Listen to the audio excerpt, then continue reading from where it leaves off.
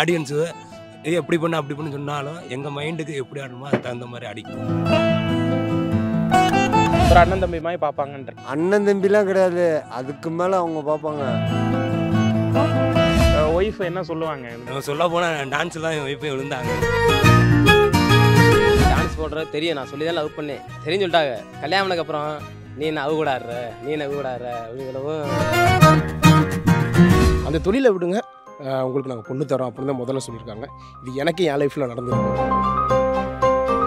Dress மாத்திரப்போ மாடியிலேருந்து பார்ப்பாங்க, தட்டியை பிரித்து பார்க்குறது, கீழே நின்று அசிங்கமாக பண்ணுறது, அதெல்லாம் நிறையா நடக்குது. கூட வந்து அவங்க அக்கா தங்கச்சி இருந்தால் அப்படி பார்ப்பாலாங்கிறது எனக்கு தெரியாது. இப்படிப்பட்ட ஆட்களும் இருக்காங்க. இவன் கூட எடுத்துறா, அடுத்த பாட்டுக்கு இவன் கூட எடுத்துறா அப்படின்னு போது எப்படின்னா காசு கொடுத்தா வந்துருவாடா அவங்க தங்கச்சினே, அவங்க கல்யாணம் ஆச்சுனே அப்படின்னு. கல்யாணம் என்ன ஏன் வரமாட்டாங்களா காசு கொடுத்தா அப்படின்னு நிறைய பேர் பேசியிருக்காங்க சார். நைட்டு ப்ரோக்ராம் பண்ணிட்டு காலைல காலேஜ் நான் போயிட்டு மதியம் திரும்ப நைட்டு அன்னைக்கு ஃபங்க்ஷன் போனேன். அந்த காசை வச்சு தான் நான் அதில் பிஏ முடிச்சிருக்கேன். அப்படிங்களா? டான்ஸை பற்றி நீங்கள் ஃபுல்லாக எல்லாருமே விளையாட்டுக்கு பேசுகிறீங்க. உண்மையாக என்ன தெரியுமா, ஆடுறவங்களுக்கு தான் தெரியும் வலி. உயிரை கொடுத்து பின்னால் ஆடுறோம், எங்களை யாருமே ரிலீஸில் போட மாட்டாங்க. நான் மூச்சு மட்டும் காடுவேன், தண்ணி கூட கிடைக்காது சார். ஊருக்காடு கேட்போம் சார், அடைக்கிறேன் என்ன ஏதாவது தண்ணி குடிங்க கேட்போம். அவங்க இந்த வருது தம்பி இந்த வருந்துருவாங்க. தவிர மொத்த பாட்டு வந்து 45 to 50 கண்டிப்பாக வரும். 30 பாட்டு 35 பாட்டு பசங்க மட்டுமே தான் ஆடுறாங்க. ஆனால் அவங்களோட சம்பளம் மிக மிக குறைவு. ஆனால் பெண்களோட சம்பளம் அந்த 10 பாட்டுக்கு மட்டுமே பாட்டுக்கு 1000 ரூபா 1500 2000 வாங்குறாங்க.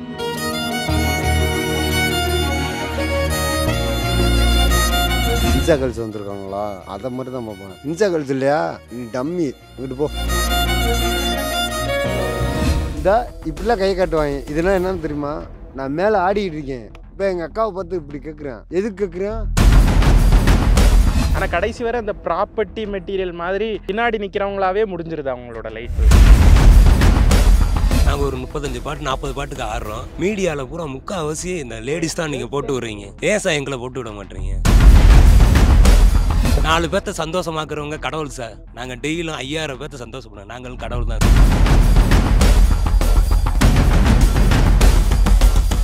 வணக்கம். வாங்க சார். இப்போ இந்த ஆடல் பாடல் குழுவினரில் ஆண்களுக்கு என்ன மாதிரியான ஒரு சேலரி இருக்குது, எப்படி இந்த உங்களோட வாழ்க்கையை பற்றி சொல்லுங்கள். எப்படின்னா நாங்கள் குரூப் பாய்ஸ் போகிறப்பனே எப்படின்னா எங்கள் டீம் எல்லாமே பார்த்துக்குருவாங்க. குரூப் பாய்ஸ் எல்லாமே ஒன்றா தான் இருப்போம். இருக்கும்போது எப்படின்னா சந்தோஷத்தோடு தான் வருவோம். நாங்கள் இந்த இடத்துல வர்றோம், எல்லாம் இன்ட்ரெஸ்டோடு ஆடணும், இந்த இடத்துல நம்ம கெத்த காட்டணும், நம்ம டீம்டா, நம்ம தான் இங்கே மெயினாக இருக்கணும், அடித்து யார் வரக்கூடாதா, நம்ம தான் மெயின் அப்படிங்கிற ஒரு கான்செப்டோடு வர்றது. நாங்கள் வந்தோடனே எடுத்து பார்ப்போம், ஸ்பாட்டை பார்ப்போம், மேடை எப்படா நமக்கு நல்லா இருக்கா. நம்ம ஆடும்போது எப்படின்னா ஒன்று நாங்கள் எப்படின்னா பர்மனெண்ட் மேடை, இன்னொன்று டெம்பரரி மேடை இருக்குது சார். அதில் பார்க்க எப்படின்னா பர்மனெண்ட் மேடைனா ஒன்றும் இல்லை, எப்படின்னா பசங்க தம்பி நம்ம பொசிஷன் பார்த்துக்கோ, இந்த வி ஷேப்பு இந்த மாதிரி நான் சொல்லிக்கிறோம் சார். லேடிஸ் எப்படின்னா வருவாங்க, அது இப்போ நாங்கள் என்னென்னா ஜாலியாக பேசுகிறது, அது நிறையா பேர் எப்படின்னா தப்பாக புரிஞ்சுக்கிடுவாங்க. இல்லை அதான் கேட்குறேன். அதாவது இப்போ வந்து ரொம்ப நெருக்கமாக ஆடுறது அதெல்லாம் வந்து சார் அது எப்படின்னா அது அக்கா தங்கச்சி நாங்கள் நினச்சி பழகுறது சார். தொழில்னா நான் இப்போ வந்து யார் கூட ஆடணும்னா எங்கள் ஓனர் தான் முடிவு பண்ணுவார். நான் இன்னைக்கு இவங்களை கையை பிடிச்சி ரோலிங் பண்ணுறேன் வைக்கிறேன் அப்படின்ட்டு இது பண்ணுவாங்க.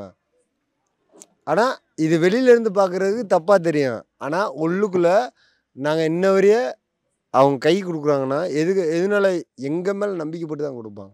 கீழே இருந்து பார்க்குவாங்க. சப்போஸ் ஏதோ ஒரு சாங்காக இருந்தாலும் ஆடியன்ஸு எப்படி பண்ணு அப்படி பண்ணு சொன்னாலும் எங்கள் மைண்டுக்கு எப்படி ஆடணுமோ அதுக்கு தகுந்த மாதிரி அடிக்கிறோம். பாட்டுக்கு எப்படி ஆடுறோமோ அதுக்கு தகுந்த மாதிரி முக ஆக்ஷனு, நாங்கள் அக்கா தங்கச்சி எல்லாமே இருப்பாங்க. எல்லாம் அந்த அளவுக்கு காட்டிக்கிற மாட்டோம். நம்ம தேவை நடிப்பு. அங்கே இப்போ எல்லாருமே யங்ஸ்டர்ஸாக இருக்கீங்க. நாளைக்கு உங்களுக்கு ஒரு கல்யாணம், எனக்கு கல்யாணம் ஆயிடுச்சு சார். அப்படியா? நான் வேலை பார்த்துட்டு இந்த தொழில் போனால் ஆடுற கால் நிற்காதுண்டுவாங்க. அந்த மாதிரி தான் தொழிலுக்கு, அதாவது வேலைக்கே போனாலும் நம்ம கால் நிற்காது சார். இப்போ கல்யாணம் அப்படின்லாம் வர்றப்ப இது ஒரு பேச்சா மாறிச்சா, இது ஒரு பிரச்சனையா உங்களுக்கு வந்து? அது வந்திருக்கு சார். வீட்டிலே விட மாட்டாங்க.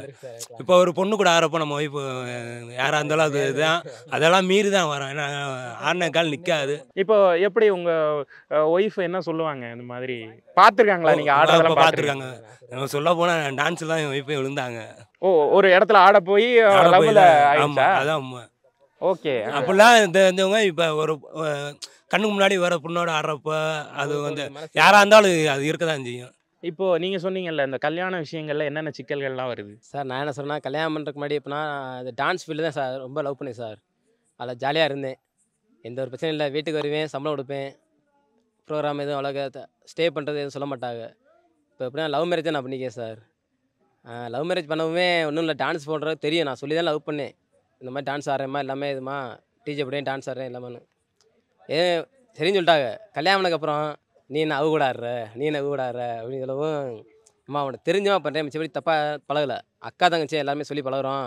கூப்பிடும்போது அக்கா தான் பழகுறோம், தொடும்போதுமே அக்கா சொல்லி தான் நாங்கள் பேசி பழகுறோம், அவ்வளோதான். அது நினைக்கிறான்னா, நீ என் கூட இருக்க மாட்டியா, அப்போ என்ன அவ கூட தான் பேசுவியா, அது ஒரு மாதிரி நினைக்கும்போது இதாக இருக்குது சார். மிச்சப்படி ஆனால் புரிஞ்சுக்கிறாங்க, ஒன்றும் வேறு இல்லை. கல்யாணம் ஆனவங்களுக்கு இந்த சிக்கல். இப்போ கல்யாணம் ஆகாதவங்க ஒரு அலையன்ஸ் பேச போகிறாங்க, ஒரு சம்மந்தம் பேச போகிறாங்கன்னா, அதாவது எப்படின்னா அலையன்ஸ் பார்க்க போகிறப்ப கம்பல்சரி நம்ம ஃபஸ்ட்டு உண்மையை சொல்லிட்டோம் அப்படின்னா அது பிரச்சனை கிடையாது. கல்யாணம் ஆனதுக்கப்புறம் அது உண்மையை சொன்னால் கண்டிப்பாக அது வந்து குடும்பத்தில் ஒரு பெரிய சிக்கலாக வந்து முடியும். அதை சொல்கிறப்போ அவங்க என்ன சொல்லுவாங்கன்னா, முதல்ல அந்த தொழிலை விடுங்க, உங்களுக்கு நாங்கள் பொண்ணு தரோம் அப்படின்னு தான் முதல்ல சொல்லியிருக்காங்க. இது எனக்கு என் லைஃப்பில் நடந்திருக்கு. அதனால் அந்த பொண்ணே வேணாம்னு சொல்லிட்டு நான் இருந்துட்டேன்.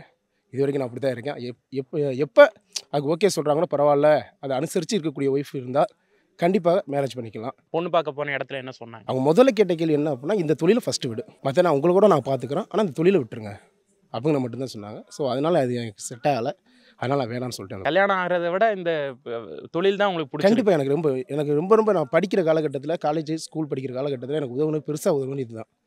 ஏன்னா காலேஜ் படிக்கிறப்ப முழுக்க நான் இந்த தொழில் நைட்டு ப்ரோக்ராம் பண்ணிட்டு காலைல காலேஜ் நான் போயிட்டு மதியம் திரும்ப நைட்டு அன்னைக்கு ஃபங்க்ஷன் போனேன். அந்த காசை வச்சு தான் நான் அதில் படித்து இப்போ பிஏ முடிச்சிருக்கேன் இதில். அப்படிங்களா? ஆமாம், முடிச்சிருக்கேன். அதனால் அந்த தொழில் என்னால் விட முடியாது. ஸோ இங்கே படிச்சுட்டு இருக்க டான்சர்ஸ் எல்லாமே ஓரளவு படித்தவங்க தான், எல்லாருமே காலேஜ் முடிச்சிருக்கீங்க, எல்லாம் பண்ணியிருக்கீங்க. மேக்ஸிமம் டான்சர்ஸ் எல்லாருமே டிகிரி முடித்தவங்க தான் அதிகம்.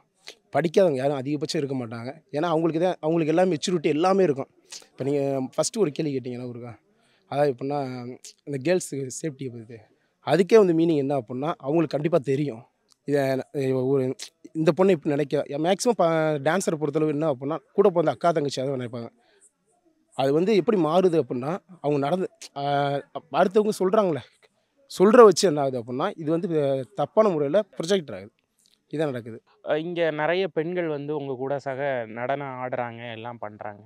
இப்போ அவங்களுக்கான பாதுகாப்புங்கிறது ஒரு பெரிய கேள்விக்குறியாக இருக்குது. இப்போது எல்லா ஊரும் ஒரே மாதிரி இருக்காது.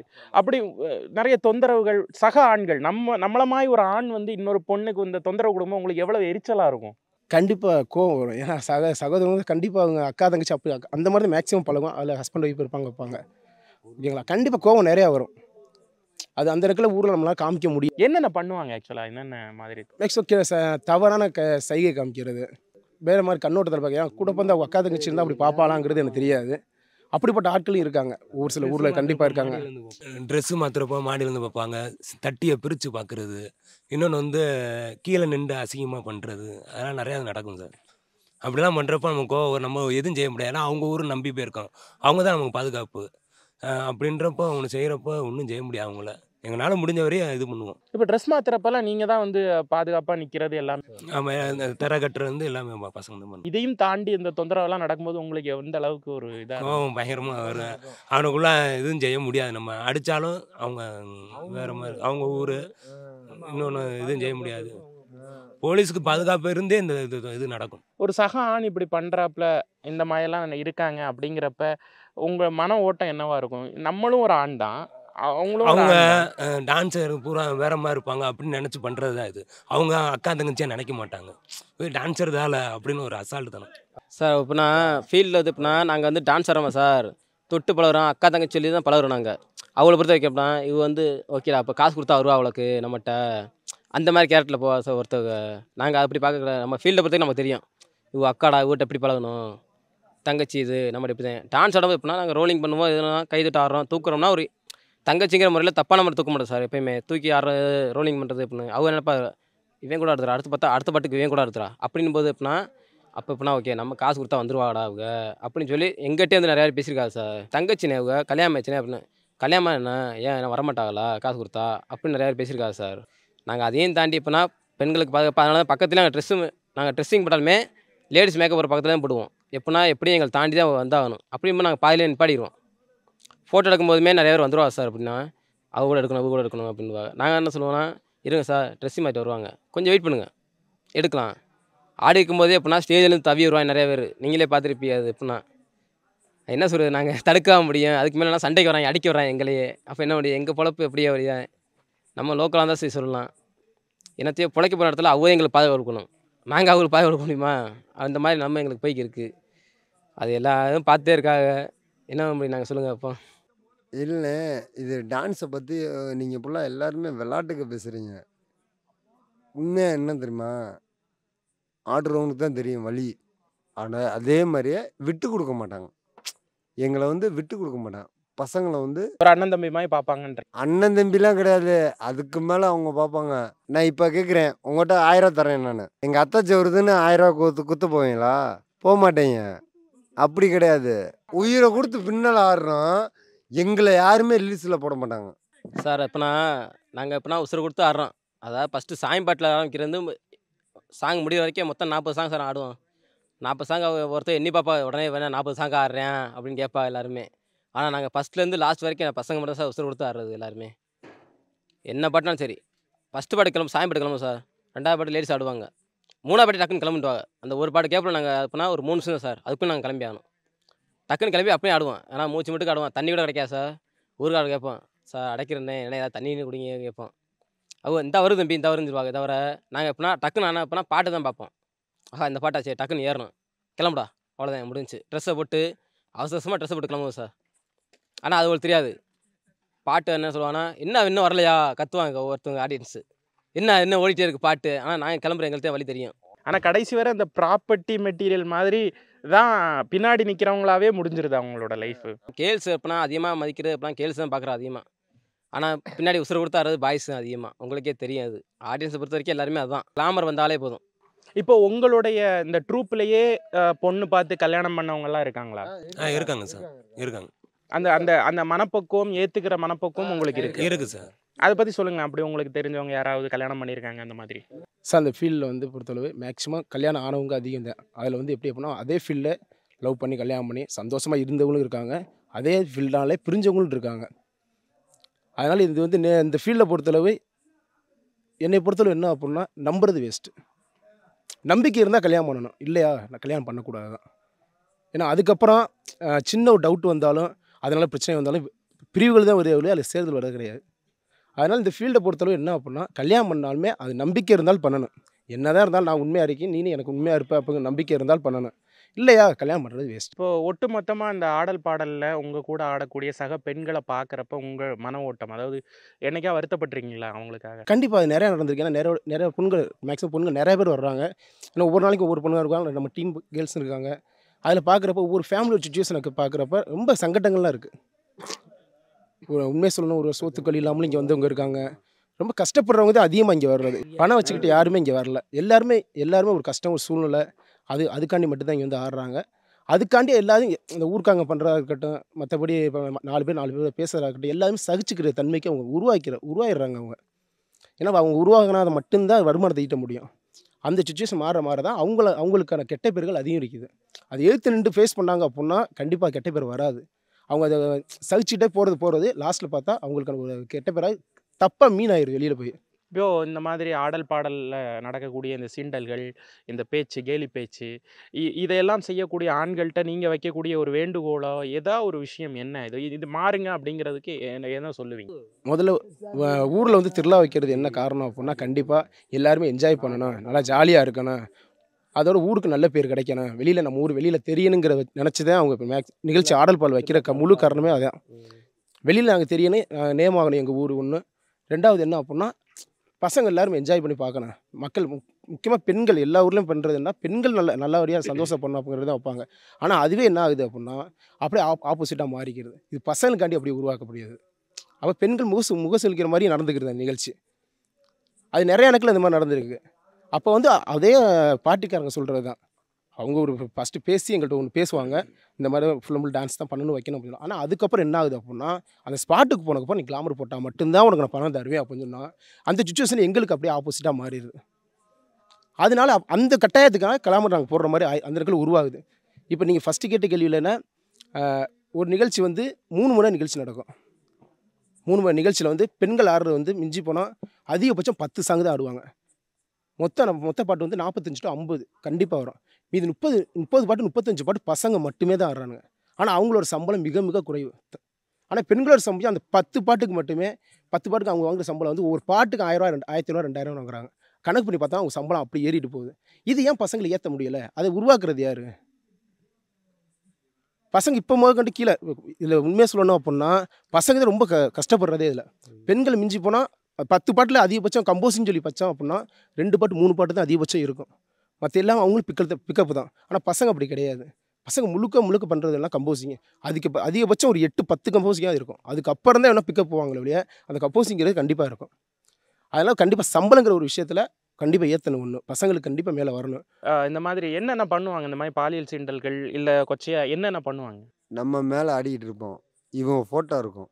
எங்கள் அக்காவோ எங்கள் கூட ஆடுற பிள்ளைய அந்த ஃபோட்டோவை தப்பாக செல்லே டைப் பண்ணி அவங்ககிட்டே காட்டுவாங்க. இதெல்லாம் நான் பார்த்துருக்கேன். ஆடிக்கிட்டு இருக்கும்போது காட்டுவாங்க. அப்போ எப்படி இருக்கும்? அதாவது நான் ஆம்பளை பேசுவேன், நான் வாங்கிடுவேன். பொம்பளை பிள்ளை எப்படி தாங்க நான் சொல்கிற புரியுதா?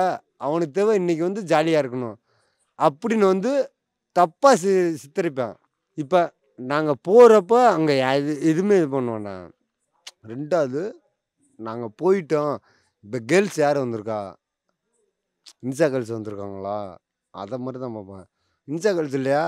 நீ டம்மி இங்கிட்டு போ. அந்த மாதிரியே இந்த இப்படிலாம் கை காட்டுவாங்க. இதெல்லாம் என்னன்னு தெரியுமா? நான் மேலே ஆடிக்கிட்டு இருக்கேன். இதே எங்கள் அக்காவை பார்த்து கேட்டால் புரியுதா? நான் ஆட வந்திருக்கேன். இப்போ எங்கள் அக்காவை பார்த்து இப்படி கேட்குறேன். எதுக்கு கேட்குறேன்? அவன் காசு கொடுக்குறேன். அதாவது இப்படி கொடுக்குறவன் காசு கொடுக்க மாட்டேன். சார் உங்களுக்கு ஒரு ரெக்வஸ்ட்டு. இப்போ மீடியா இருக்குது, இன்ஸ்டாவில் இருக்குது. நாங்கள் குரூப் டான்ஸு, சாதாரண குரூப் டான்ஸரு. நாங்கள் ஒரு 35 பாட்டு 40 பாட்டுக்கு ஆடுறோம். மீடியாவில் பூரா முக்கால்வாசி இந்த லேடிஸ் தான் நீங்கள் போட்டு விட்றீங்க. ஏன் சார் எங்களை போட்டு விட மாட்டீங்க? அதோட கேள்வி சார். எங்களோட குரூப் டான்ஸரோட ஒரு வழி. இப்போ இன்ஸ்டாவில் போனாலே ஆடலும் பாடலும் போனாலே லேடிஸ் தான் அதிகமாக இருப்பாங்க. குரூப் பாய்ஸ் இருக்க மாட்டாங்க. எல்லாருமே அவங்களுக்கு மேலே ஆடுவாங்க. மாங்கமாக பல டான்ஸர் இருக்காங்க. அப்போ இருந்து ஆனவங்க இருக்காங்க. இப்போ தான் நல்லா ஆடக்கூடிய டான்ஸர் பூரா இருக்காங்க.